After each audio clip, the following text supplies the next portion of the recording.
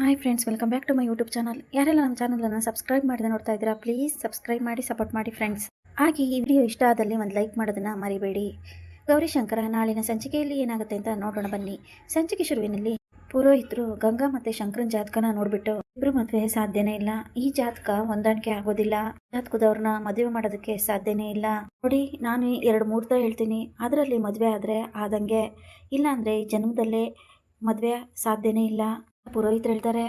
ಆಗ ಭೈರಾದೇವಿ ಮತ್ತು ಗಂಗಂಗೆ ತುಂಬಾ ಟೆನ್ಷನ್ ಆಗುತ್ತೆ. ಆಗ ಏನು ಹೇಳ್ತಾ ಇದ್ದೀರಾ ಪುರೋಹಿತರೆ, ಇವರಿಬ್ಬರು ಮದುವೆ ಚಿಕ್ಕ ವಯಸ್ಸಲ್ಲೇ ಆಲ್ರೆಡಿ ಆಗೋಗಿದೆ. ಚಿಕ್ಕ ವಯಸ್ಸಲ್ಲಿ ಮಾಡಿರೋ ಮದುವೆನ ಈ ಕಾನೂನು ಒಪ್ಕೊಳ್ಳೋಕ್ಕಿಲ್ಲ ಅಲ್ವಾ? ಇವರಿಬ್ಬರಿಗೂ ಇನ್ನೊಂದ್ಸರಿ ಮದುವೆ ಮಾಡೋಣ ಅಂತ ಹೇಳ್ಬಿಟ್ಟು ತಯಾರಿ ಮಾಡ್ಕೊತಿದೀವಿ ಅಂತ ಭೈರಾದೇವಿ ಹೇಳ್ತಾಳೆ. ಅಮ್ಮ, ನಿಮ್ಮನ್ನ ಯಾರೋ ಯಾಮಾರಿಸಿದ್ದಾರೆ, ಅದಕ್ಕೆ ನೀವು ಈ ರೀತಿ ದಾರಿ ತಪ್ಪಿದ್ದೀರಾ. ಇಬ್ಬರು ಮದುವೆ ಆಗೋದಕ್ಕೆ ಸಾಧ್ಯನೇ ಇಲ್ಲ. ಆಲ್ರೆಡಿ ಜಾತಕದಲ್ಲಿರೋರಿಗೆ ಮದುವೆ ಆಗಿದೆ ಅಂತ ತೋರಿಸ್ತಾ ಇದೆ. ಇಬ್ರು ಮದುವೆ ಆದ್ರೂ ಕೂಡ ಏನು ಉಪಯೋಗ ಇಲ್ಲಮ್ಮ. ಪುರೋಹಿತರು ಹೇಳ್ತಾ ಇರ್ತಾರೆ, ನಿಮಗೆ ನನ್ನ ಮಾತಿನ ಮೇಲೆ ನಂಬಿಕೆ ಬರ್ತಾ ಇಲ್ಲ ಅಂದ್ರೆ ನೀವು ಬೇರೆ ಯಾರೋ ಪುರೋಹಿತರ ಹತ್ರನ ಹೋಗಿ ಕೇಳ್ಬೋದು. ಈ ವಿದ್ಯೆ ಅಂದ್ರೆ ಸುಮ್ಮನೆ ಅಲ್ಲ, ಋಷಿ ಮುನಿಗಳು 100 ವರ್ಷ ಮಾಡಿ ಕಲ್ತಿರೋಂತ ವಿದ್ಯೆ ಇದು. ನನ್ನ ಮಾತಿನ ಮೇಲೆ ಅನುಮಾನ ಇದ್ರೆ ಬೇರೆಯವ್ರ ಹತ್ರ ನೀವು ಹೋಗಿ ಕೇಳಬಹುದು. ಎಲ್ಲ ಪುರೋಹಿತರೆ, ಇದಕ್ಕೇನು ಪರಿಹಾರ ಇಲ್ವಾ ಅಂತ ಭೈರಾದೇವಿ ಕೇಳ್ತಾಳೆ. ಸುನಂದನ್ಗೆ ತುಂಬಾನೇ ಖುಷಿ ಆಗ್ತಾ ಇರುತ್ತೆ. ಪುರೋಹಿತರು, ಈ ಹುಡುಗ ಯಾರಿಗೆ ತಾಳಿ ಕಟ್ಟಿದಾನೋ ಆ ತಾಳಿನ ಮತ್ತೆ ತಗೊಂಬಂದ್ರೆ ಈ ಹುಡುಗಿಗೆ ತಾಳಿ ಭಾಗ್ಯ ಸಿಗುತ್ತೆ ಅಂತ ಹೇಳ್ತಾರೆ. ಆಗ ಭೈರಾದೇವಿ, ಅದ್ರ ವ್ಯವಸ್ಥೆನ ನಾನು ಮಾಡ್ತೀನಿ, ಅಲ್ಲಿ ನನ್ನ ಮಗ ಮತ್ತೆ ಸೊಸೆ ಇಬ್ರು ಒಂದಾಗಬೇಕು, ಅದಕ್ಕೋಸ್ಕರ ನಾನು ಏನ್ ಬೇಕಾದ್ರೂ ಮಾಡ್ತೀನಿ. ಗಂಗನ್ ಜೀವನ ಚೆನ್ನಾಗಿರ್ತೈತೆ ಅಂದ್ರೆ ನಾನು ಏನ್ ಮಾಡೋದಕ್ಕೂ ರೆಡಿ. ಭೈರಾದೇವಿ ಹೇಳ್ತಿರ್ಬೇಕಾದ್ರೆ ಅವಳ ಹತ್ರ ಹೋಗಿ ಹೇಗೆ ತಾಳಿ ಕೇಳೋದು ಅಂತ ಯೋಚನೆ ಮಾಡ್ತಾ ಇರ್ತಾರೆ.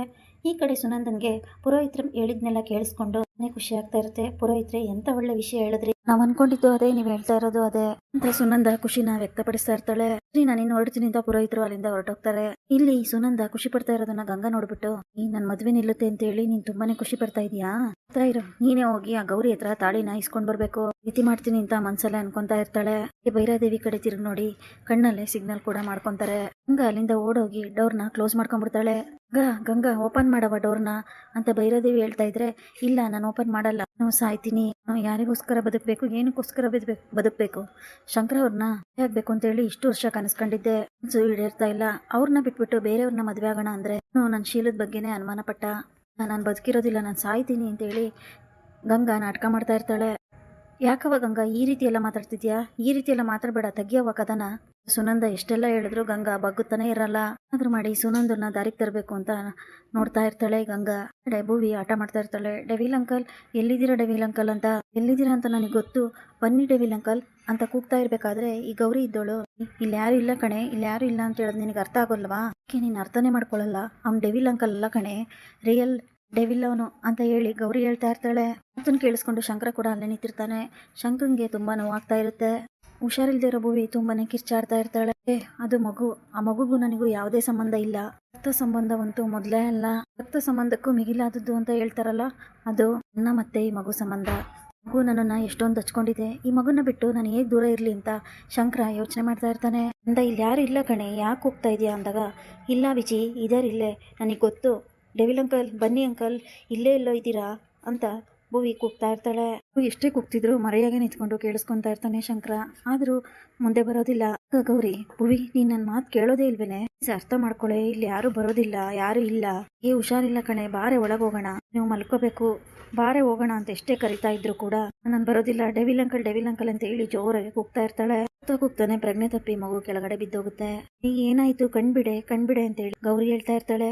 ಇಲ್ಲೇ ಇದ್ರೆ ಸರಿ ಹೋಗೋದಿಲ್ಲ, ಫಸ್ಟ್ ನಾವು ಆಸ್ಪತ್ರೆ ಕರ್ಕೊಂಡು ಹೋಗೋಣ ಬಾ ಅಂತ ಹೇಳಿ ಮಗುನ ಆಸ್ಪತ್ರೆಗೆ ಕರ್ಕೊಂಡು ಹೋಗೋಕೆ ವ್ಯವಸ್ಥೆ ಮಾಡ್ತಾರೆ.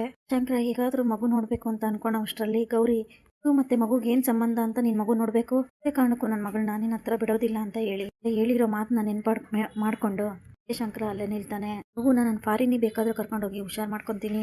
ಗೌರಿ ಹೇಳ್ತಿರ್ಬೇಕಾದ್ರೆ ಶಂಕರ ಏನು ಮಾಡಕ್ಕಾಗದೆ ಸುಮ್ಮನೆ ನಿಂತಿರ್ತಾನೆ. ಈ ಕಡೆ ಗಂಗನ್ ನಾಟಕ ತುಂಬಾ ಜಾಸ್ತಿನೇ ಆಗಿರುತ್ತೆ. ಹೇಗಾದ್ರೂ ಮಾಡಿ ಸುನಂದ ಹೋಗಿ ಗೌರಿ ಕುತ್ತಿಗೆಲಿರೋ ತಾಳಿನ ಕಿತ್ಕೊಂಬರಾಗ್ ಮಾಡ್ಬೇಕು ಅಂತ ಹೇಳಿ ದೇವಿ ಗಂಗಾ ಸೇರ್ಕೊಂಡು ಈ ರೀತಿ ಮಾಡ್ತಾ ಇರ್ತಾರೆ.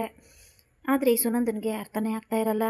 ಏನ್ ಗಂಗವ್ವ ಹೇಳ್ತಾ ಇದೀಯಾ, ಕಷ್ಟ ಅನ್ನೋದು ಮನುಷ್ಯನಿಗೆ ಬರದೆ ಇನ್ ಯಾರಿಗ್ ಬರುತ್ತೆ, ತಲೆ ಇದ್ಮೇಲೆ ತಲೆನೋವು ಬಂದೇ ಬರ್ತೈತೆ. ಈ ಜೀವಕ್ಕೆ ಬಂದಿದ್ದೀವಿ ಅಂದಮೇಲೆ ಜೀವನದಲ್ಲಿ ಬರೋ ಏಳು ಬೀಳು ಕಷ್ಟ ಸುಖ ಎಲ್ಲನೂ ನಾವು ಅನುಭವಿಸೇ ಹೋಗ್ಬೇಕು. ಅದನ್ನು ನಾವು ಅನುಭವಿಸ್ಲೇಬೇಕು. ನಾವು ಇಲ್ಲೇ ನೋಡೇ ಹೋಗ್ಬೇಕು. ನೀನು ಈ ರೀತಿ ಇಷ್ಟಕ್ಕೆಲ್ಲ ಸಾಯ್ತೀನಿ ಅಂತ ಕೂತ್ಕೊಂಡ್ರೆ ಹೇಳ್ತಾ ಇರ್ತಾರೆ, ಗಂಗವ್ವ ನಿನ್ ಜೊತೆಗೆ ಸತ್ತೋಗ್ಬಿಡ್ತೀನಿ, ನೀನಿಲ್ಲದ್ಮೇಲೆ ನಾನಿದ್ದೇನ್ ಮಾಡ್ಲಿ, ಸತ್ತೋಗ್ಬಿಡ್ತೀನಿ ಅಂತ ಈ ಭೈರಾದೇವಿ ಬೇರೆ ಹೇಳ್ತಾ ಇರ್ತಾಳೆ. ನೀವ್ ಯಾಕೆ ಸಾಯ್ತೀರಾ, ನೀವು ನಿಮ್ಮ ಮಗನ ಜೊತೆ ಚೆನ್ನಾಗಿರ್ರಿ, ನಾನ್ ಸಾಯ್ತೀನಿ ಅಂತ ಈ ಕಡೆ ಗಂಗಾ, ಆ ಕಡೆ ಭೈರಾದೇವಿ ಸಾಯ್ತೀನಿ ಅಂತ ಎದುರಿಸ್ಬಿಟ್ಟು ಈ ಸುನಂದ ಮಾತಾಡೋ ರೀತಿ ಮಾಡ್ತಾರೆ. ಸಾಕು, ಏನಿದು ಇಬ್ರು ಸಾಯ್ತೀನಿ ಸಾಯ್ತೀನಿ ಅಂತ ಹೇಳಿ, ಇಬ್ರಿಗೂ ಏನಾಗಿದೆ, ನಿಮಗೇನೀಗ ತಾಳಿ ತಾನೇ ಬೇಕು, ತಾಳಿನ ನಾನು ಇಸ್ಕೊಂಬಂದ್ ಕೊಡ್ತೀನಿ ಅಂತ ಹೇಳ್ಬಿಡ್ತಾಳೆ. ಕೈ ಮುಗಿತಾಳೆ. ಏನವ್ವ ನೀನ್ ತಂದು ಕೊಡ್ತೀಯ ತಾಳಿನ, ಗಂಗನ್ ಬಾಳ್ನ ನೀನು ಉದ್ಧಾರ ಮಾಡ್ತೀಯ. ಆಗ ಗಂಗಾ ಏನ್ ಹೇಳ್ತಾ ಇದೀಯ ನೀನು ಕೇಳಿದ ತಕ್ಷಣ ಗೌರಿ ತಾಳಿ ಕೊಟ್ಬಿಡ್ತಾಳ. ಕೊಡೋ ತರ ನೀವು ಮಾಡ್ತೀರಾ ಅಂತ ಅಂದಾಗ, ನಾನ್ ತಂದು ಕೊಡ್ತಿದ್ದೀನಿ ಅಂತ ಹೇಳ್ತಾ ಇದೀನಲ್ಲ, ನೀನು ಸಾಯ್ಬಾರ್ದು, ಕಣ್ ಮುಂದೆನೆ 2 ಜೀವಗಳು ಹೋಗ್ತವೆ ಅಂತಂದ್ರೆ ನೋಡ್ಕೊಂಡು ನಾನ್ ಸುಮ್ಮನಿರಕ್ಕಾಗತ್ತಾ, ಬನ್ನಿ ನಾನ್ ತಂದ್ಕೊಡ್ತೀನಿ. ಕೇಳಿಸ್ಕೊಂಡು ಗಂಗಾ ಮತ್ತೆ ಭೈರಾದೇವಿಗೆ ತುಂಬಾನೇ ಖುಷಿ ಆಗುತ್ತೆ. ಇಬ್ರು ಕಣ್ಣೀರ್ ಹಾಕೋದಕ್ಕೆ ಶುರು ಮಾಡ್ತಾರೆ. ಕಣ್ಣೀರ್ ಹಾಕ್ತಾ ಏನಕ್ಕ ಹೇಳ್ತಾ ಇದ್ದೀರಾ, ನೀವು ತಂದ್ಕೊಡ್ತೀರಾ, ನಿಜವಾಗ್ಲೂ ಆ ತಾಳಿನ ನೀವು ತಂದ್ಕೊಡ್ತೀರಾ, ಹೇಳ್ತಿದ್ದೀನಲ್ಲ ಗಂಗವ್ವ ನಾನ್ ತಾಳಿನ ತಂದ್ಕೊಡ್ತೀನಿ ಅಂತ, ಗೌರವ ತಾಳಿ ಕೊಡೋ ಹಾಗೆ ನಾನ್ ಮಾಡ್ತೀನಿ ಅಂತ ಸುನಂದ ಹೇಳ್ಬಿಡ್ತಾಳೆ. ಥ್ಯಾಂಕ್ ಯು ಅಕ್ಕ, ಥ್ಯಾಂಕ್ ಯು ಸೋ ಮಚ್ ಹೇಳಿ ಗಂಗಾ ತುಂಬಾನೇ ಹೊಗಳೋದಕ್ಕೆ ಶುರು ಮಾಡ್ತಾಳೆ. ಆದ್ರೂ ಕೂಡ ನನಗೆ ನಿಮ್ಮ ಮಾತಿನ ಮೇಲೆ ನಂಬಿಕೆನೆ ಬರ್ತಾ ಇಲ್ಲ, ಗುಂಡಣ್ಣನ ಮೇಲೆ ಆಣೆ ಮಾಡ್ರಿ ಅಂತ ಹೇಳಿದಾಗ ಸರಿ ಆಯ್ತು ಅಂತ ಹೇಳಿ ಸುನಂದ ಆಣೆ ಕೂಡ ಮಾಡ್ತಾಳೆ. ಆಗ ಭೈರಾದೇವಿ ಮತ್ತೆ ಗಂಗಂಗೆ ತುಂಬಾನೇ ಖುಷಿಯಾಗಿ ಸಮಾಧಾನ ಮಾಡ್ಕೊಂತಾರೆ. ಈ ಕಡೆ ಡಾಕ್ಟರ್ ಬಂದು ಮಗು ರಿಪೋರ್ಟ್ಸ್ ಚೆಕ್ ಮಾಡ್ತಾ ಇರ್ತಾರೆ. ಇಷ್ಟೊಂದು ಚೆಕಪ್ ಮಾಡಿಸಿದಿರಾ ಅಂತ ಕೇಳಿದಾಗ ರಿಸಿಪ್ಟ್ ತಗೊಳ್ಳೋದಕ್ಕೆ ನಂಗೆ ಇಷ್ಟ ಇಲ್ಲ, ನನ್ನ ಮಗಳು ಜೀವ ನನಗೆ ತುಂಬಾನೇ ಮುಖ್ಯ, ನನಗೆ ಬೇಕು, ಅವಳನ್ನ ಕಳ್ಕೊಳ್ಳೋದಕ್ಕೆ ನಂಗೆ ಇಷ್ಟ ಇಲ್ಲ.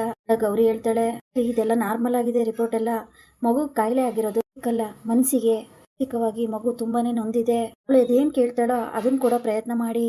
ಡಾಕ್ಟರ್ ಹೇಳ್ತಾರೆ, ಇಲ್ಲಲ್ಲ ಎಲ್ಲಿಗೆ ಹೋದ್ರು ಕೂಡ ಮಗುಗೆ ವಾಸಿ ಆಗಲ್ಲ, ಏನ್ ಕೇಳ್ತಾಳೋ ಅದನ್ನ ಮಾತ್ರ ಕೂಡ ಪ್ರಯತ್ನನ ನೀವು ಮಾಡಿ, ಗೊತ್ತು ನೀವು ಈಗಾಗ್ಲೇ ಆ ಪ್ರಯತ್ನನ ಮಾಡಿರ್ತೀರಾ ಅಂತ. ನಿಧಾನಕ್ಕೆ ಕುತ್ಕೊಂಡು ಮಗು ಹತ್ರ ಅವಳಿಗೆ ಏನ್ ಇಷ್ಟ ಆಗುತ್ತೆ, ಏನ್ ಕಷ್ಟ ಆಗುತ್ತೆ ಅನ್ನೋದನ್ನ ಅರ್ಥ ಮಾಡ್ಕೊಳ್ಳಿ. ಡಾಕ್ಟರ್ ಹೇಳ್ತಾರೆ, ಏನ್ ಡಾಕ್ಟರ್ ಈಗ ಹೇಳ್ತಾ ಇದ್ದೀರಾ, ಕೈಯಲ್ಲಿ ಆಗೋದಿಲ್ಲ ಅಂದ್ರೆ ಇದನ್ನ ಇಲ್ಲಿಗೆ ಬಿಟ್ಬಿಡಿ, ನಾನು ಡಾಕ್ಟರ್ನ ನೋಡ್ಕೊಂತೀನಿ, ಇಲ್ಲ ಅಂದ್ರೆ ನಿನಗೆ ಕರ್ಕೊಂಡೋಗಿ ತೋರ್ಸ್ಕೊಂಡ್ ಬರ್ತೀನಿ, ಬಿಟ್ಟು ನೀವು ಈ ರೀತಿ ಎಲ್ಲ ಮಾತಾಡ್ಬೇಡಿ, ಅವಳಿನ್ನು ಚಿಕ್ಕವಳು, ಜೀವನದ ಬಗ್ಗೆ ಏನ್ ಗೊತ್ತು ಅಂತ ಅವಳು ಮಾನಸಿಕವಾಗಿ ಅನುಭವಿಸ್ತಾ ಇದ್ದಾಳೆ ಅಂತ ಬೈದು ಅಲ್ಲಿಂದ ಹೋಗ್ಬಿಡ್ತಾಳೆ. ಆಗ ಸಾರಿ ಡಾಕ್ಟರ್, ಅವಳು ಮಗು ಹುಷಾರಿಲ್ಲ ಅಂತ ಹೇಳಿ ಈ ರೀತಿ ಮಾತಾಡ್ತಿದ್ದಾಳೆ, ಬೇಜಾರಾಗಬೇಡಿ ಅಂದಾಗ, ಇಲ್ಲಮ್ಮ ನನಗೆಲ್ಲ ಅರ್ಥ ಆಗುತ್ತೆ, ನಾವು ಹುಷಾರಾಗಿ ನೋಡ್ಕೊಳ್ಳಿ ಅಂತ ಹೇಳಿ ಅಲ್ಲಿಂದ ಡಾಕ್ಟರ್ ಹೊರಡ್ತಾರೆ. ಕಡೆ ಪಾರ್ವತಿ ಮತ್ತೆ ಸುನಂದ ಮಾತಾಡ್ತಿರ್ತಾರೆ.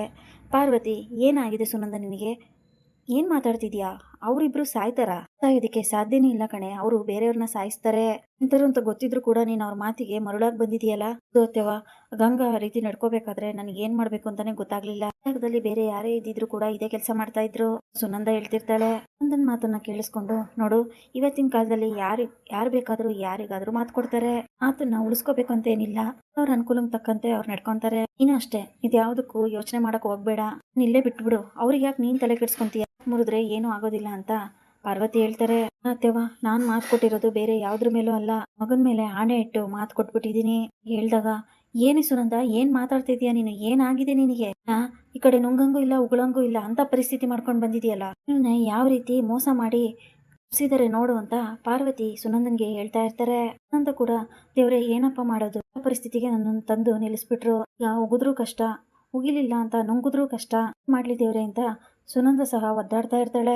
ಕಡೆ ಗಂಗಾ ಮತ್ತೆ ಭೈರಾದೇವಿ ಇಬ್ರು ಕೂಡ ಈಗ ಸುನಂದ ಹೋಗ್ಬಿಟ್ಟು ಆ ಗೌರಿ ಹತ್ರ ತಾಳಿನ ತಗೊಂಡ್ ಬಂದೇ ಬರ್ತಾಳೆ. ಆಣೆ ಮಾಡಿರೋದೆ ಅವಳ ಮಗನ ಮೇಲೆ, ಬದುಕಿರೋದೇ ಆ ಮಗಿಗೋಸ್ಕರ, ಆ ಮಗಿನ ಮೇಲೆ ಆಣೆ ಮಾಡಿದಾಳೆ ಅಂದ್ರೆ ಅವಳು ಯಾವುದೇ ಕಾರಣಕ್ಕೂ ಈ ವಿಷಯದಿಂದ ಹಿಂದೆ ಸರಿಯಲ್ಲ.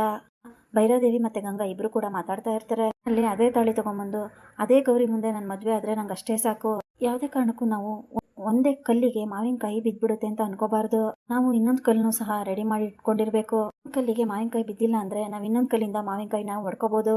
ನಾನು ಪುರೋಹಿತರಿಗೆ ಫೋನ್ ಮಾಡ್ಬಿಟ್ಟು ಇನ್ನೊಂದ್ ಯಾವ್ದಾದ್ರು ದಾರಿ ಇದೆಯಾ ಅಂತ ವಿಚಾರಿಸಿದೀನಿ ಅಂತ ಭೈರಾದೇವಿ ಹೇಳಿದಾಗ, ಇಲ್ಲ ಅತ್ತೆವಾ ಅದ್ರ ಅವಶ್ಯಕತೆನೇ ಇಲ್ಲ, ನನಗನ್ನಿಸ್ತಾ ಇದೆ ಯಾವ್ದಕ್ಕೂ ನೀವು ಇಷ್ಟೆಲ್ಲ ಹೇಳ್ತಾ ಇದ್ದೀರಲ್ವಾ, ನಿಮ್ ದಾರಿನ ನೋಡ್ಕೊಳ್ಳಿ ಅತ್ತೆವಾ, ನಾನು ಈ ದಾರಿಲೇ ಹೋಗೋ ಪ್ರಯತ್ನನ ಮಾಡ್ತೀನಿ. ಸುನಂದ ಹೋಗೇ ಹೋಗ್ತಾಳೆ, ತಾಳಿ ತಂದೆ ತರ್ತಾಳೆ. ಗಂಗಾ ಹೇಳ್ತಾ ಇರ್ತಾಳೆ.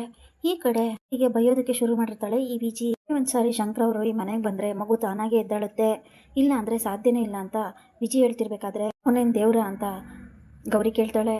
ಹೌದು, ಅವರು ದೇವ್ರೆ, ಮಗುಗೆ ತಂದೆನೇ ಕಣೆ ದೇವ್ರು ವಿಜಿ ಹೇಳ್ತಾ ಇರ್ತಾರೆ. ಇಲ್ಲಿಗೆ ಈ ಸಂಚಿಕೆ ಮುಕ್ತಾಯವಾಗುತ್ತದೆ. Thanks for watching.